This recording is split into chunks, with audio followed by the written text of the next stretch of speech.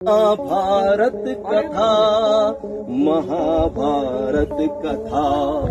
भारत में आने वाला पहला मुसलमान आखिर कौन था? मुसलमान कब और कैसे भारत पहुंचे? ये एक ऐसा सवाल है जो शायद गैर मुस्लिमों के साथ साथ मुसलमानों के जहन में भी जरूर आता होगा। भारत जिसे हिंदू राष्ट्र के तौर पर देखा जाता रहा, वहां की दूसरी बड़ी आबादी मुसलमानों की है। आखिर ये कैसे पॉसिबल हो पाया? ऐसे ही कई सवालों के जवाब हम आपको आज की इस बेहद इंफॉर्मेटिव इंटरेस्टिंग वीडियो में देने वाले हैं, तो बने रहिए इस वीडियो के अंत तक। दरअसल 2020 में की गई एक स्टडी के अनुसार दुनिया भर की आबादी में 24.7% लोग मुसलमान हैं। इनमें से इंडोनेशिया और पाकिस्तान के बाद भारत में ही सबसे ज्यादा मुस्लिम आबादी है। जी हाँ, भारत मुस्लिम बहुल देशों के बाहर सबसे बड़ी मुस्लिम आबादी वाला देश है, जहाँ 20 करोड़ से अधिक मुस्लिम हैं। ऐसे में यह जानना सच में बड़ा ही इंटरेस्टिंग हो सकता है कि आखिर वो कौन शख्स था जो भारत में पहली बार इस्लाम लेकर आया। वैसे तो कहा जाता है कि भारत में मुस्लिम शासन की नींव मोहम्मद गौरी ने 12वीं सदी में रखी थी, लेकिन अगर जरा इतिहास के पन्नों को खंगाला जाए तो मालूम पड़ता है कि मुसलमानों ने भारत में आने की कोशिश 7वीं शताब्दी से ही शुरू कर दी थी। जी हाँ, मुसलमान शब्द की बात करने से पहले हमें इस्लाम को समझना होगा।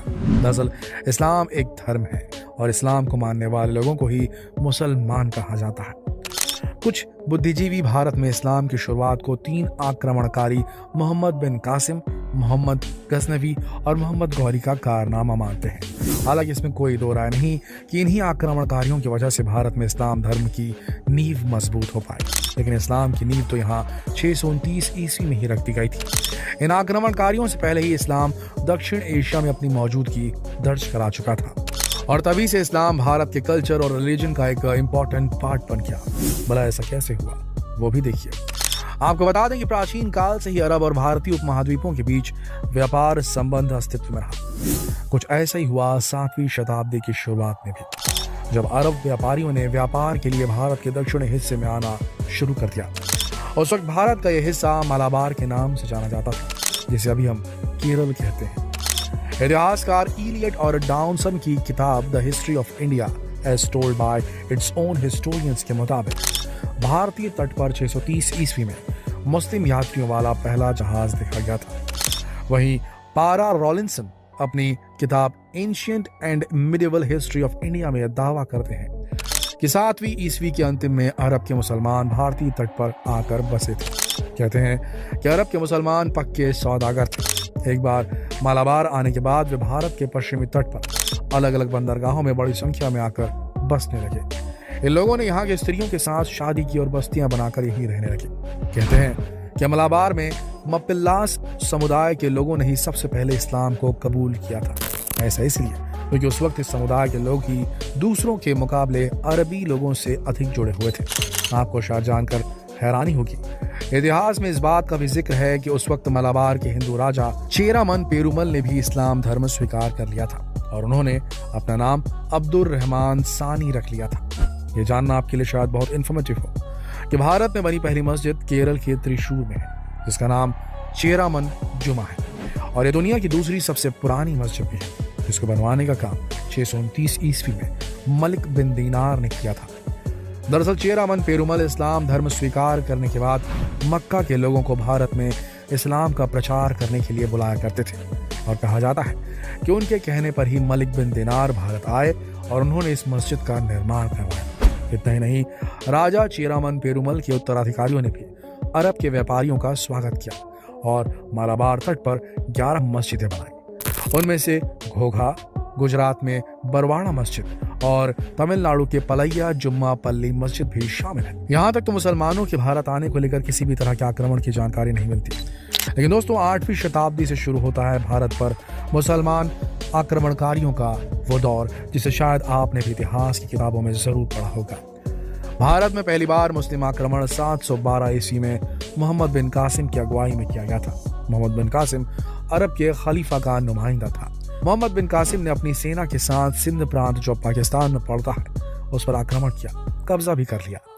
मोहम्मद बिन कासिम एक उम्मयद जनरल था और जिस वक्त उसने भारत के सिंध प्रांत पर विजय पाई उस वक्त वो महज 17 साल के थे। आपको बता दें कि मोहम्मद बिन कासिम ने उस वक्त सिंध से मुल्तान तक के राजा दाहिर नाम था उनका, राजा दाहिर को हराकर सिंध और मुल्तान में अपना कब्जा जमा लिया था।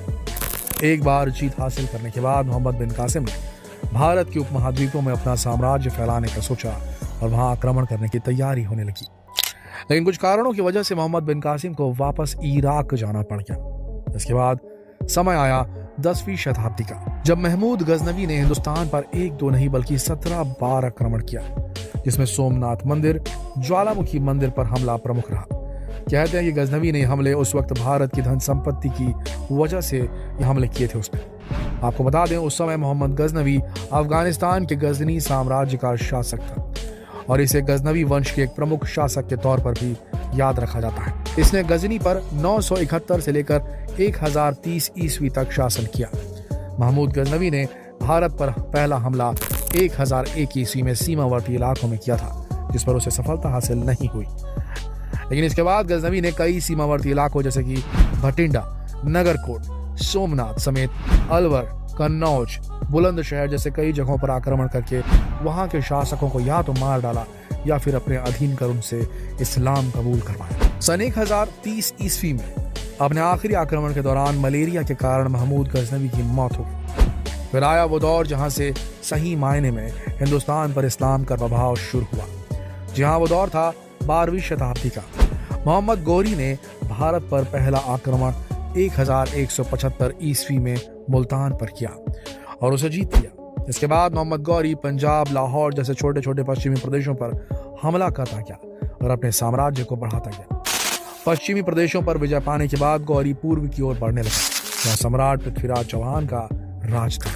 पृथ्वीराज और गौरी के बीच तराइन में 2 युद्ध हुए। सन 1191 में तराइन के पहले युद्ध में पृथ्वीराज तृतीय ने मोहम्मद गौरी को पराजित किया। लेकिन सन 1192 में तराइन के दूसरे युद्ध में गौरी ने पृथ्वीराज तृतीय को हराकर अजमेर और दिल्ली तक के इलाकों में अपना राज कायम कर डाला और इसी के साथ चौहान साम्राज्य का अंत हो गया। बता दें कि मोहम्मद गौरी ने भारत में तुर्की साम्राज्य की स्थापना की थी।